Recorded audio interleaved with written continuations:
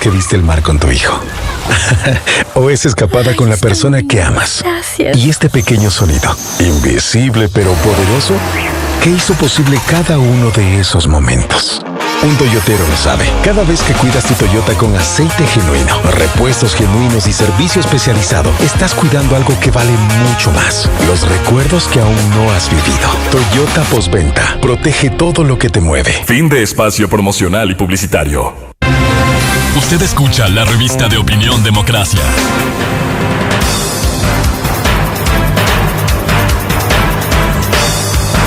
8 de la mañana con 33 minutos 55 segundos. Gracias por estar con nosotros en la señal de EXA 92.5 FM, en Riobamba 89.7 FM y Democracia 9.2 en AM. Estamos también transmitiendo en vivo y en directo en Democracia TV. Les invitamos a continuar acompañándonos en la última media hora de este programa. Estamos con el doctor Augusto de la Torre, docente en Columbia University y la UDLA. También ha sido funcionario, pero también fue cabeza de uno de los más importantes y completos estudios que se ha hecho sobre la seguridad social en el Ecuador, un planteamiento de reformas que de alguna manera ha quedado ahí todavía para el debate, sin la aplicación necesaria, pero que de alguna manera nos está diciendo, doctor, buenos días, doctor Augusto de la Torre, que nuevamente el Estado, su estructura, la forma en que nos movemos, ¿no es cierto?, como sociedad con este Estado, ha entrado en cuestionamientos y en debates frente a las decisiones que ha tomado el gobierno nacional. Y primero quería invitarle para que nuestros oyentes y quienes nos ven también tengan una explicación técnica de su parte. ¿Cuál es su opinión sobre esta estructuras que se reestructura, digamos, del Ejecutivo que se está planteando? ¿Es un modelo de Estado nuevo o a qué debemos atenernos? Muy buenos días. Muy buenos días, Juan Carlos. Un placer estar con usted y con su audiencia. Mire, yo creo que a todos nos tomó de sorpresa, y para mí fue una buena sorpresa, la iniciativa del gobierno de simplificar la organización del Estado. En general, creo que todos sabemos que el Estado necesita mejorar constantemente su eficiencia, repensar sus procesos y mejorar la calidad de los servicios públicos que ofrece, y hacerlo al mismo tiempo en un contexto de estrechez fiscal.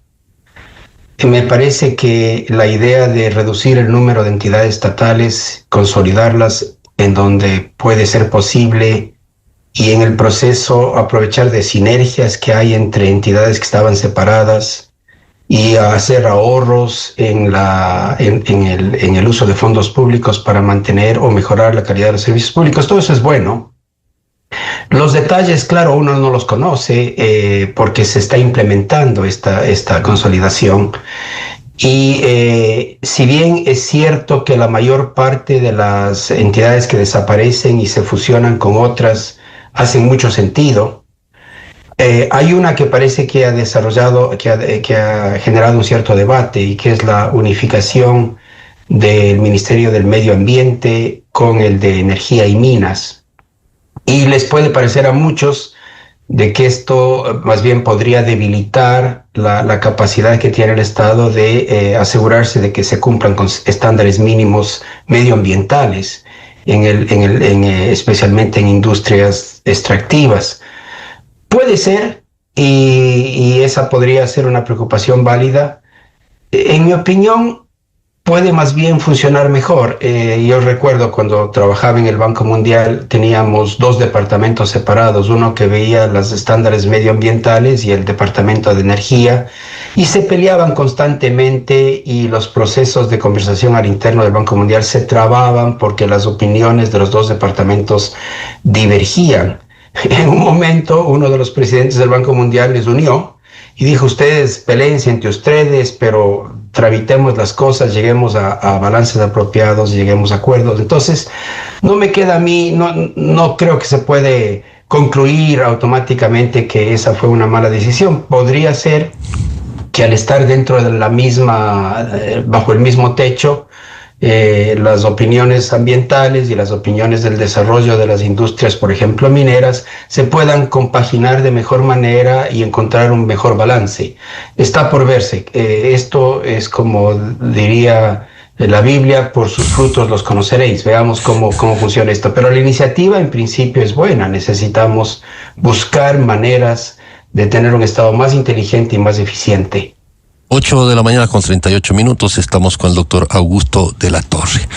En general en el Ecuador tenemos al Estado como el papá Estado. En esa palabra quisiera resumir ese calificativo de que el Estado origina todo, nace todo y termina todo. Y somos muy reacios en general a este tipo de reestructuras. Y por lo general, y hay voces para ello, se culpa a el Fondo Monetario Internacional, al Banco Mundial, a los organismos internacionales que al parecer le imponen al Ecuador este tipo de reestructuraciones. ¿Cómo mira usted esto? ¿Esto es parte de un acuerdo estructural de reestructuración con el Fondo Monetario o nace del propio gobierno en función de sus necesidades? Mire, hay muchos mitos urbanos. Así es. Y uno de los más importantes nace de la falta de conocimiento y entendimiento de cómo funcionan estas instituciones multilaterales, en particular el Fondo Monetario y el Banco Mundial y el BID, y nacen también de la ignorancia, pero tampoco se puede pedirle a todos los ecuatorianos que conozcan estos detalles de la ignorancia de cómo se tramitan, negocian, discuten acuerdos de financiamiento con estas instituciones. Y es cierto que en el pasado el Fondo Monetario tenía a ser más duro con los países y a exigir ciertas decisiones, incluso cuando los países no las aceptaban. Y el Fondo Monetario tenía, digamos, la ventaja de que tenía el dinero en la mano y le decía, bueno, si tú no haces al menos esto, yo no te voy a poder prestar. Ahora, lo que el fondo proponía no era completamente arbitrario. Típicamente era la visión de los técnicos del fondo de que si no se hacían estas cosas, pues el país iba a seguir en una situación muy débil, no iba a mejorar y tampoco iba a ser capaz de honrar incluso los pagos del mismo Fondo Monetario Internacional. Con el tiempo, yo diría en los últimos 30 años, ha ido cambiando mucho la filosofía de estas instituciones y ahora se reconoce en todas estas instituciones, y yo le digo porque he trabajado en ellas, se reconoce que los programas solo funcionan si el país cree en ellos. Los planes económicos de un país van a rendir frutos siempre y cuando el mismo país, sus mismos gobernantes, estén convencidos de la bondad de esos planes económicos y los adopten no para el Fondo Monetario, sino los adopten porque están convencidos de que eso es lo que el país necesita. Entonces la dinámica ha ido cambiando poco a poco y lo que ahora pasa es que el país hace el planteamiento inicial y le dice al Fondo Monetario, mira, yo pienso que estos son mis problemas, estas son las soluciones que yo quiero implementar y me gustaría que me apoyes en este esfuerzo. Y lo que hace el Fondo Monetario es evalúa lo que el país propone, hace números y le dice al país, me parece muy bien, estoy dispuesto a apoyarte, o le dice, ¿sabes qué? No va a ser suficiente, en nuestra opinión está muy bien lo que estás proponiendo hacer, pero no va a ser suficiente para los objetivos que quieres. Entonces el Fondo Monetario en ese caso le dice al país, sería bueno que pienses en otras opciones y me cuentes cuáles son esas. Y me parece que es así como se están armando estos programas con el Fondo Monetario. Por ejemplo, el Fondo Monetario no tenía ni idea de que el presidente Noboa iba a anunciar esta consolidación de entidades públicas y la reducción del número de entidades del Estado. Ni siquiera aparece en el programa. Si uno lee completamente, yo acabo de leerme ayer el reporte del Fondo Monetario para la segunda revisión que salió hace pocos días, no encuentra nada sobre el número de entidades del sector público. El Fondo Monetario obviamente reconoce que se han hecho mejoras importantes en la parte legal para hacer más eficiente el sistema de compras públicas. Reconoce que hace poco el gobierno decidió subir, no sé si se llama un impuesto a las compras por Amazon y que tiene también una una tasa impuesta a las grandes mineras y que eso puede ayudar a mejorar la situación del Estado. Reconoce lo que se ha hecho en el sector de energía y dice que el Ecuador está en una trayectoria de consolidación fiscal, propone la proyección, pero en el reporte que yo leí al menos le deja mucho el espacio para que sea el país el que decide cómo cumple con esos objetivos.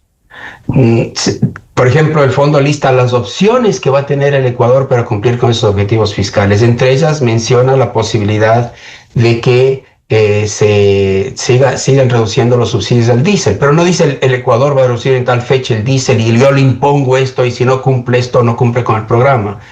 Dice que se van a considerar reducciones en el gasto tributario. En particular, el Fondo Monetario explícitamente dice que ahora hay mucho desperdicio de incentivos tributarios en la medida en que las empresas dicen que están haciendo inversiones nuevas y generando nuevo empleo, pero no lo hacen y sin embargo se benefician del beneficio tributario. Y el fondo dice, las autoridades ecuatorianas están estudiando este sistema de incentivos tributarios para reducir ese gasto fiscal. También el Fondo Monetario dice que las autoridades están pensando un nuevo marco tributario para el sector minero, que si el sector minero se desarrolla podría ser una fuente importante de recursos fiscales. Pero no está diciendo al momento, al menos en el reporte que yo leí, exactamente lo que el país va a hacer y le está dejando al país abierto una gama de opciones. Lo que sí está fijando son metas. Y dice, por ejemplo, en el año 25 el déficit fiscal se va a reducir en 1,5 puntos del PIB.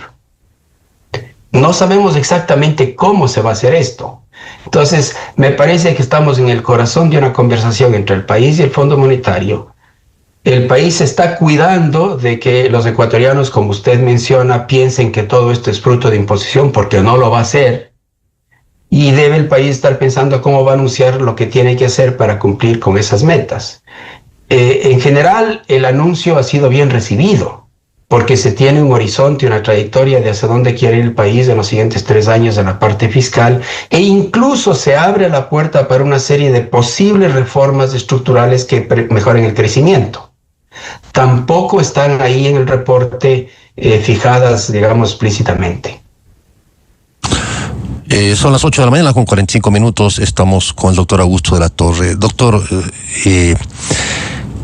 es decir, el Fondo Monetario tiene claro y acompaña al Ecuador, ¿no es cierto?, en estos procesos, pero deja la autonomía al gobierno del Ecuador para que haga las propuestas.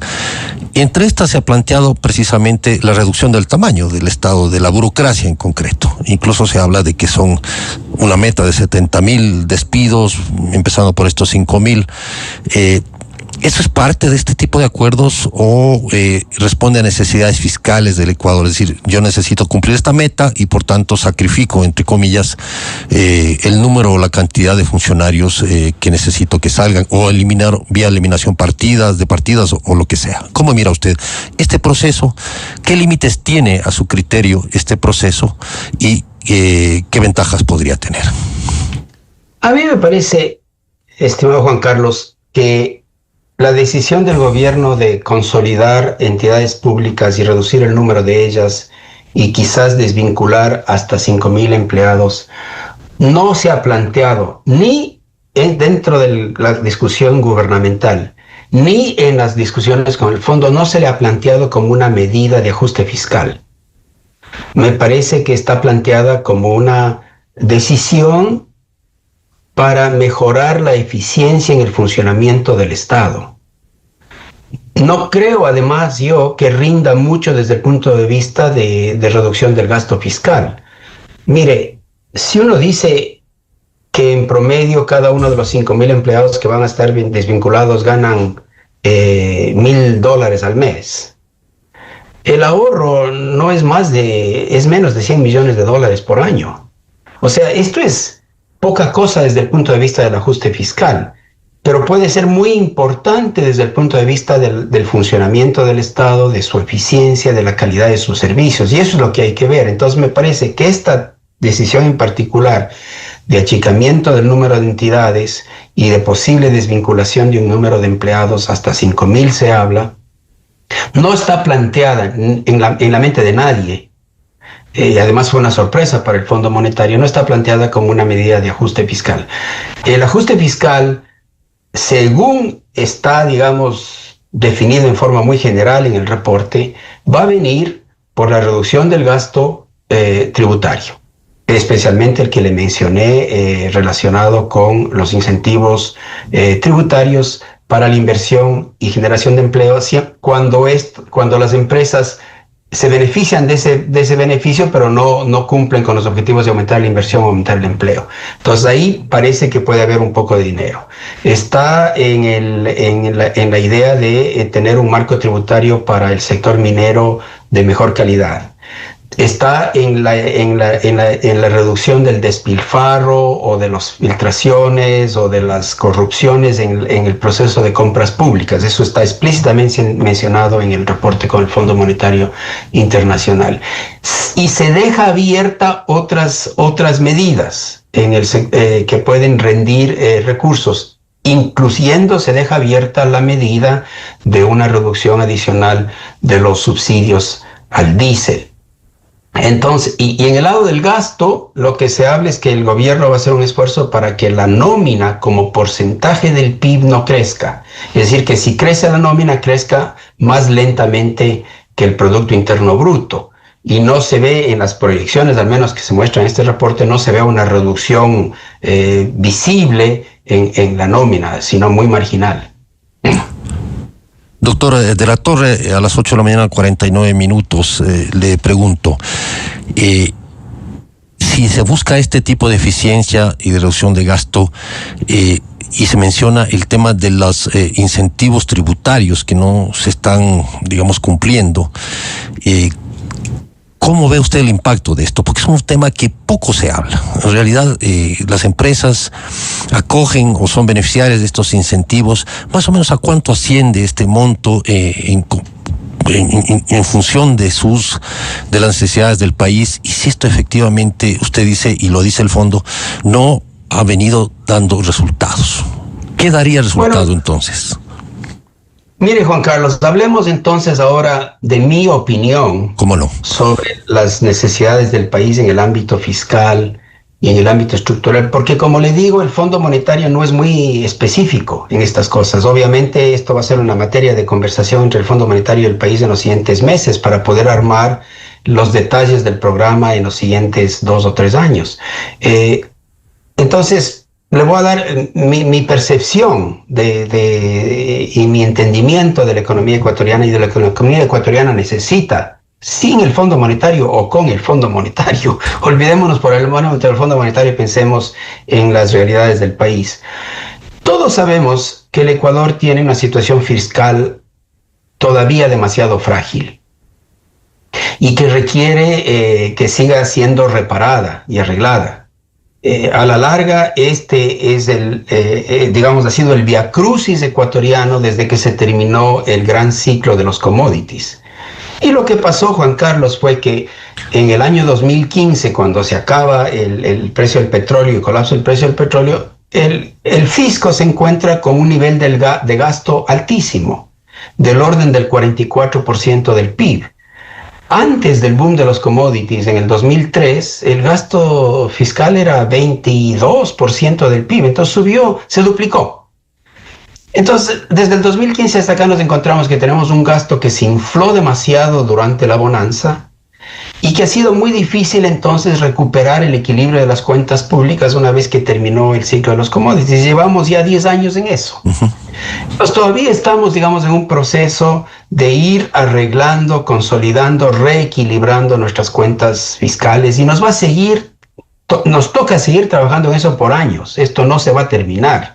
Hemos ido muy, muy lentito, todavía hay muchos desafíos hacia adelante y entonces hay que pensar cómo arreglamos la situación fiscal de una vez para siempre y ya dejamos de hablar solo de eso y empezamos a hablar de la educación, de la salud, del crecimiento, del empleo, que son temas de mayor trascendencia, pero que lamentablemente no los podemos tratar porque estamos engarzados en este problema de viabilidad fiscal. Y cuando uno ve los grandes temas de fiscales, yo me permitiría sugerir los siguientes. Primero, es cierto que se puede ahorrar dinero reduciendo esta cosa que se llama el gasto tributario. El gasto tributario son ingresos que el Estado no tiene porque ofrece beneficios tributarios. Entonces hay una parte importante del gasto tributario no se le va a poder reducir porque son las exenciones al IVA en productos básicos para la población. Entonces eso me parece que por discusión política y social ahí no se puede, digamos, elevar el IVA para el pan o la leche, porque son productos vitales de gran importancia. Hay una especie de consenso social de que el IVA tiene que tener algunas excepciones, no muchas, pero esas excepciones tienen que estar enfocadas en productos importantes para la población de bajos ingresos. Entonces ahí no se puede hacer mucho. Donde sí parece que se puede hacer más en el gasto tributario es en estos incentivos a las empresas que no están siendo bien utilizados. Y ahí me parece que puede haber como unos 700 millones de dólares que se podría ahorrar. Si usted me pregunta, entonces, ¿qué otras cosas son importantes en el proceso fiscal para ir arreglando las cosas? Yo le diría, una, que ni siquiera está mencionado en el programa con el Fondo Monetario, pero que es fundamental, es arreglar el sistema de la seguridad social.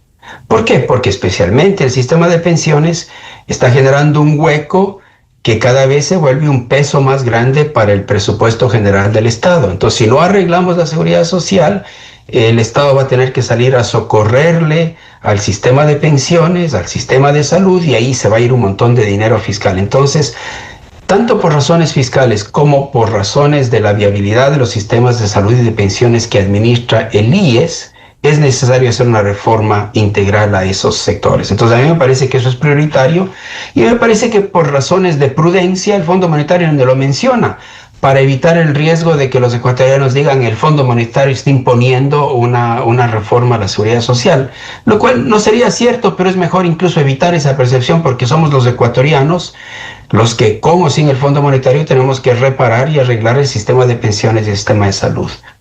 Creo que hay otra área en donde se puede hacer muchas mejoras fiscales y es el área de los subsidios a los combustibles. Sería ideal que el Ecuador ya de una vez supere esta tara de tener subsidios a los combustibles, entremos en un sistema con precios de combustibles internacionales y que en lugar de eso tengamos una focalización de apoyo a las familias pobres, por ejemplo, a través de un subsidio al transporte público y nos salgamos de eso. Pero ahí hay también otra importante fuente de mejoramiento fiscal. Y hay una última que tampoco se la discute, pero me parece fundamental, y es que en el Ecuador hay estas transferencias automáticas que se hacen desde el gobierno central a los gobiernos locales. Son cuantiosas. Y lo que uno ve es que muchos gobiernos locales no gastan bien estos recursos, no tienen responsabilidades de gasto bien definidas y están haciendo, digamos, gastos que no son buenos, que no son sanos para la sociedad con esos recursos. Entonces creo que tenemos que repensar las transferencias del gobierno central a los gobiernos locales. Lo que yo propondría es que esas transferencias estén atadas a responsabilidades claras de gasto para los municipios que tienen capacidad de hacerlo. En otros países, por ejemplo, el gobierno central le transfiere recursos al municipio, pero le dice, mira, yo te voy a transferir estos recursos, pero también quiero que te hagas cargo de la educación primaria. Entonces, otros países han tenido más cuidado en asociar la transferencia del ingreso hacia el municipio con algún tipo de clara responsabilidad de gasto para mejorar las capacidades de gestión de los municipios. Entonces, me parece que ahí también hay mucho dinero que el presupuesto general del Estado pierde porque automáticamente tiene que transferirle a los municipios, pero no tenemos la rendición de cuentas, la transparencia y la seguridad de que esos recursos están bien usados en ese lado. Entonces me parece que por ahí van las grandes áreas en las que habría que pensar reformas fiscales adicionales.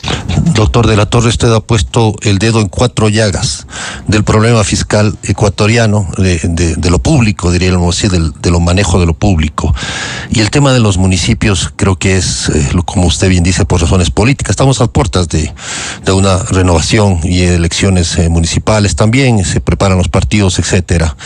Sin embargo, por razones políticas no se topan estos temas. Sin embargo, la ley les protege. Es decir, si el gobierno se retrasa de alguna manera o cuestiona el tipo de gasto o cualquier otra entidad, los municipios tienen argumentos políticos, legales, incluso derecho a presentar demandas de medidas cautelares, como lo han hecho. ¿Cómo romper ese círculo desde lo político? ¿Usted cree que se requiere un debate nacional sobre esto? Los alcaldes simplemente dicen, mándeme el dinero porque yo tengo derecho y punto. Así es. De hecho, y lo que vemos es que todo ciudadano, por lo menos en Quito, lo sabemos, el deterioro de los servicios que brinda un municipio tan obeso como el de Quito acaba con la paciencia ciudadana también. Mire, usted ha dicho con absoluta claridad, este es un problema político muy álgido. Siempre las relaciones entre el gobierno central y los gobiernos seccionales es una relación sujeta a enormes tensiones políticas. Los países federales, como Estados Unidos o Brasil o México, los problemas son aún mayores porque las provincias y los estados y los municipios son mucho más independientes. Pero en Ecuador, lamentablemente, hemos negociado mal la descentralización. La descentralización fiscal, mediante la cual recursos que se originan en el gobierno central sean transferidos a los municipios, tiene que tener criterios claros que tienen que de alguna manera ser fijados sin sesgos políticos. Por ejemplo, hay que decidir cuál es el criterio que rige el tamaño de la transferencia y por qué de las transferencias. Porque una vez que uno mete en la ley transferencias automáticas, el MEF está, digamos, contra la pared, porque el MEF recibe ingresos, tiene un montón de responsabilidades, las responsabilidades de gasto en servicios y bienes públicos están muy concentradas en el Ministerio de Economía y Finanzas. Pero los recursos que el Ministerio de Economía y Finanzas recibe no puede utilizar para atender esas necesidades de gastos porque tiene esta transferencia automática a los municipios. Si el municipio se encargara de bienes y servicios públicos de gran importancia y los gestionara bien, bienvenida la transferencia. Pero lo que hemos hecho es estamos transfiriendo los ingresos, pero no hemos hecho un diseño inteligente de qué gastos y responsabilidades de gastos deberían ser también transferidas. Las mejores decisiones de descentralización que se han hecho en el mundo que yo conozco han sido de este tipo, en las cuales la decisión ha sido: yo te voy a transferir dinero, pero también tú vas a ser responsable de ciertos gastos y vas a probarle a la sociedad que puedes gestionar bien esos gastos. Una de las cosas que se ha hecho en muchos países, por ejemplo, es decir, lo que yo te voy a transferir dinero desde el gobierno central al gobierno local, pero, por ejemplo, tú encárgate de la educación primaria. Entonces, la responsabilidad de la gestión de la educación primaria se vuelve municipal. Y no todos los municipios tienen las capacidades para gestionar bien la educación, pero tienen que desarrollarla. Entonces hay procesos de transición mediante los cuales el gobierno central o algún sistema estatal vigila y se asegura que el municipio pueda gestionar bien esa responsabilidad de gasto. En Ecuador no hemos pensado cómo descentralizar mejor el gasto. Y hay gastos que serían mejor hechos si se hicieran a nivel local, en lugar de a nivel central. Pero, por ejemplo, ahora les tenemos a todos los profesores y a todos los médicos en la nómina del gobierno central. Y me pregunto yo si deberíamos repensar esto. Entonces, este es un tema muy delicado, políticamente muy difícil de tramitar, pero me parece que si vamos a tener una gestión fiscal mucho más sana para el futuro, deberíamos ponerlo en la mesa y discutirlo, digamos, con pasión, si se quiere, pero con inteligencia, porque me parece que ahí hay mucho despilfarro. Si uno va a los municipios pequeños, lo que uno nota, especialmente los municipios pequeños, es que están llenos de plata, que invierten en bonos del Estado, tienen depósitos en el Banco Central, etcétera, y no saben cómo gastarlo, y cuando gastan, lo gastan mal. Hacen el monumento al no sé qué prócer, gastan en estadios, yo que sé, en cosas que no son necesariamente de alto rendimiento social. Entonces creo que tenemos que que examinar con cuidado no solo la transferencia del ingreso, sino en qué se gasta, cómo se gasta, para qué se gasta y cuál es la rendición de cuentas a nivel municipal. La verdad es que el Ecuador tiene muy poca rendición de cuentas a nivel municipal. Ellos reciben cantidades enormes de dinero del gobierno central, pero no rinden cuentas bien. Nadie les está analizando. No hay suficiente transparencia. No hay estadísticas que se puedan analizar bien armadas sobre el gasto en el sector, en los gobiernos municipales y locales. Doctor de la Torre, muchísimas gracias por su presencia en estos micrófonos, en estas pantallas. Quizá le haría una pregunta final. Las decisiones técnicas que tiene que tomar el Ecuador sobre este tipo de situaciones requieren de una negociación política. Esto evidentemente alimentado, y voy al ejemplo de la comisión que usted presidió sobre la reforma de la seguridad social. Es decir, ahí está el diagnóstico, ahí están los escenarios, pero en lo político evidentemente no somos capaces de ponernos de acuerdo en una situación tan dramática y compleja como esta. En ese sentido, ¿cómo le ve al Ecuador, al actual gobierno? ¿Estaría en capacidad de generar este tipo de discusiones? Porque al final del día, lo que se ha cuestionado en los municipios es lo que ha pasado con las agencias de tránsito, es decir, la penetración del crimen organizado en algunas de estas agencias, y se empieza a cuestionar, es más, se ha tomado decisiones para tumbarse la descentralización en términos de las competencias del tránsito en municipios como Manta o Durán. Entonces, ¿cómo mira esta situación en torno a este debate? Sí, mire, Ecuador no es un país que se destaca por su capacidad de conversación cívica sobre temas comunes. Somos un país altamente polarizado y llenos de sospechas y de desconfianzas. Y parte de la capacidad de avanzar en estas reformas, por ejemplo, una reforma del sistema de pensiones, requiere tener confianza. Tener confianza de que si el gobierno se lanza a ir armando una propuesta de reforma al sistema de pensiones, lo hace con el bien público en la mente y con la capacidad técnica para hacerlo. En Ecuador somos un país con mucha desconfianza y no podemos conversar bien sobre esto. Yo creo que con este presidente, el presidente Noboa, joven, que tiene un mandato muy claro, una mayoría muy grande, una mayoría en el Congreso, este presidente tiene el liderazgo y el carisma y creo que la capacidad para guiarle al país hacia una reforma estructural en el sistema de pensiones. Debería también poderle guiar al país a una reforma en el tema de inversiones, del mercado laboral y otras cosas de alta prioridad. Pero me parece que este presidente está viviendo una situación histórica única en el Ecuador. No hemos tenido el caso de un gobierno que tenga mayoría en la Asamblea por mucho tiempo. Y no hemos tenido un presidente que tiene el carisma y el liderazgo que tiene el presidente Noboa. Entonces, yo tengo esperanza de que el presidente Noboa pueda ser el presidente que nos ayude a transformar esto, pero tendría que empezar ya. Yo me permitiría con toda modestia recomendarle al gobierno que el gobierno inicie un proceso de discusión de la reforma del sistema de pensiones. Podría, lo que la comisión hizo, la que a mí me tocó dirigir, tiene incluso un proyecto de ley escrito, artículo 1, artículo 2, artículo 3, para la consideración. Entonces se podría tener una discusión en torno a lo que la comisión propuso, hacerle los cambios que sean necesarios, pero hay una base, y proponerse la idea de que dentro de un año el gobierno va a tener un proyecto de ley armado para enviar a la Asamblea. Creo que con esto el presidente no perdería apoyo político, más bien ganaría, porque los ecuatorianos sabemos que tenemos que arreglar nuestro sistema de pensiones para que viva 50 años más. Entonces los ecuatorianos van a dar la bienvenida a una iniciativa de ese tipo. Entonces, si hacemos eso, tal vez en un año podamos tener una propuesta de ley para la reforma del sistema de pensiones. Hay que empezar ya. Los uruguayos que acaban de hacer una reforma de pensiones se tomaron 2 años conversando en la reforma de pensiones. Crearon una comisión parecida a la que yo dirigí, al final de la cual llegaron a un acuerdo y ya tienen un nuevo sistema pensional. Pero les tomó 2 años. A los chilenos les ha tomado 2 años y medio hacer el cambio en el sistema de pensiones.